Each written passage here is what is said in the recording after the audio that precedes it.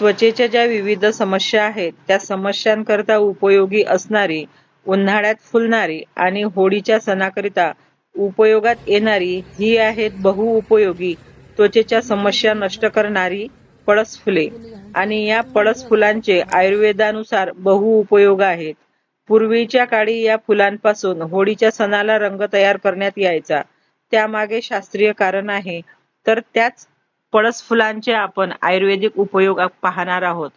या पळस फुलाचे वनस्पतिक नाव बुटिया मोनोस्पर्म असून या फुलांपासून जर गरम पाणी केलं, उकडलेलं पाणी केलं आणि त्याची जर आंघोळ केली तर एक्झिमा आहे, फंगल इन्फेक्शन आहे आणि त्वचेवरील जे काळे डाग असतात ते नष्ट होतात.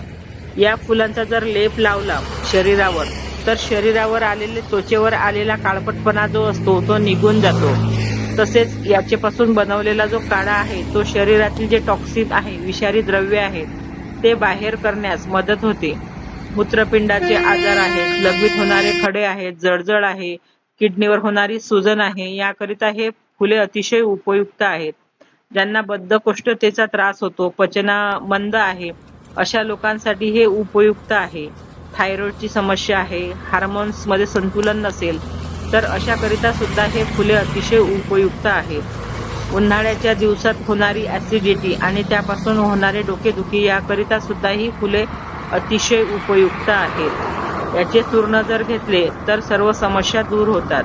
अशी ही निसर्गाविषयी जवळीकता निर्माण करणारी माहिती जर आपल्याला आवडत असेल तर आपण माझ्या यूट्यूबला लाईक, शेअर आणि कमेंट करावे. आपल्या प्रतिक्रिया काय आहेत ते नक्की कळवावे. धन्यवाद.